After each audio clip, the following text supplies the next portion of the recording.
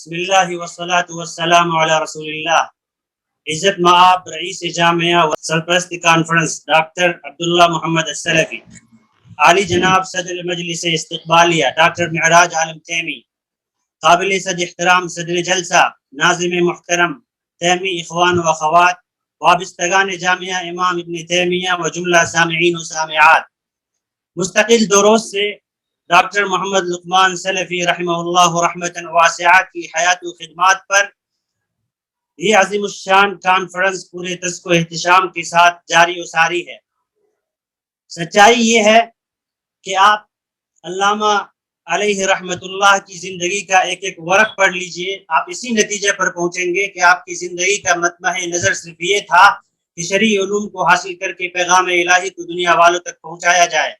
اس مقصد کی حصول کے لیے علوم آلات بھی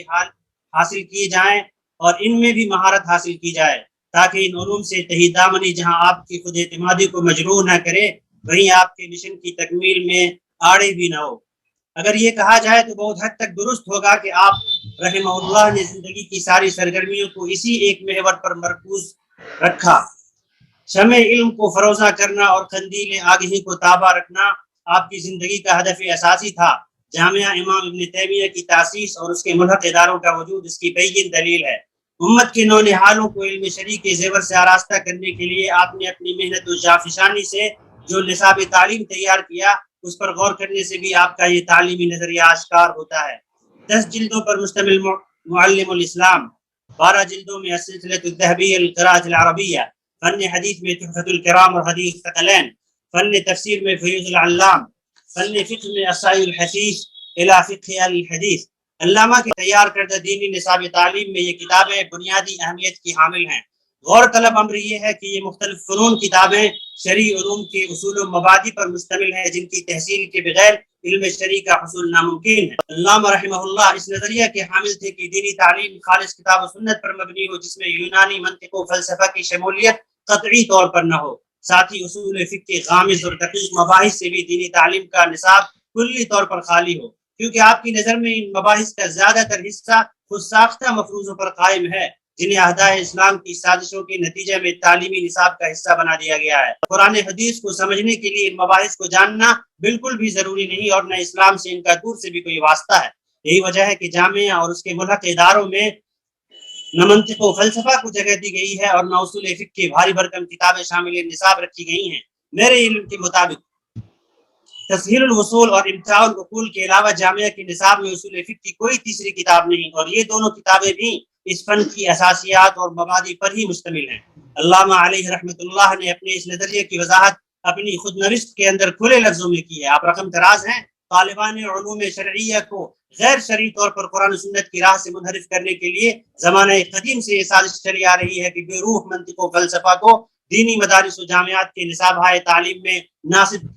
شامل کیا جاتا رہے۔ جامعہ امام ابن تیمیہ کے منہج تعلیم اور جامعہ کی بنین و بنات کے تعلق سے علامہ رحمہ اللہ فرماتے ہیں،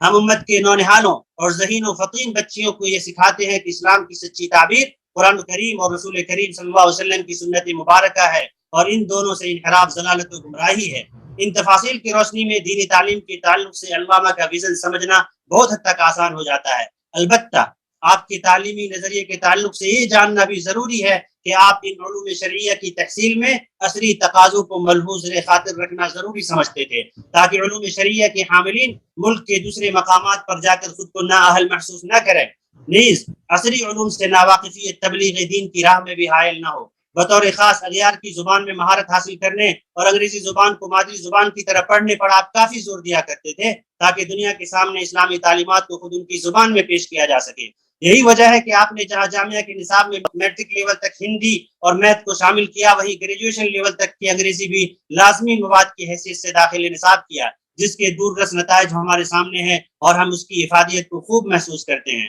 عصری تقاضوں کو ملحوظ خاطر رکھنا ڈاکٹر صاحب علیہ رحمت اللہ کی نظریہ تعلیم کا حصہ تھا۔ اس کی دلیل یہ بھی ہے کہ آپ نے حیات میں 2 دفعہ 2 مختلف مقامات پر پبلک اسکول قائم کیا، جن کے اندر اسلامی ماحول میں عصری تعلیم کا مکمل نظم و ضبط بحال کیا، بلکہ اپنے بچوں کو ٹیکنالوجی کی تعلیم دینے کے لیے آپ نے ٹیکنیکل کالج کی عمارت بھی تعمیر کی، جو آج بھی آپ کے نظریہ تعلیم کی صداقت پر مہر ثبت کرتی ہے۔ یہ اور بات ہے کہ ناموافق حالات کے سبب یہ کالج کامیاب نہ ہو سکا، تاہم اس کے احاطے میں آج بھی ڈی ایم ایل اسکول تجھ کو احتشام کے ساتھ سرگرم عمل ہے اور آپ کے نظریے تعلیم کی آبیاری کر رہا ہے۔ دینی نصاب تعلیم میں اصلی تقاضوں کی شمولیت کا جو مقصد اور ہدف ہے، اس سے بھی آپ نے واضح لفظوں میں پردہ اٹھایا ہے۔ چنانچہ آپ فرماتے ہیں، یہ دور داعیان اسلام سے مطالبہ کر رہا ہے کہ وہ اپنی سوچ کا انداز بدلیں، احساس کمتری سے نجات حاصل کریں، اپنے آپ کو اس قابل بنائیں کہ وہ عالمی اسٹیجوں سے اسلام کی دعوت کو پیش کر سکیں۔ انگریزی زبان کو اسی طرح سیکھیں، پڑھیں اور بولیں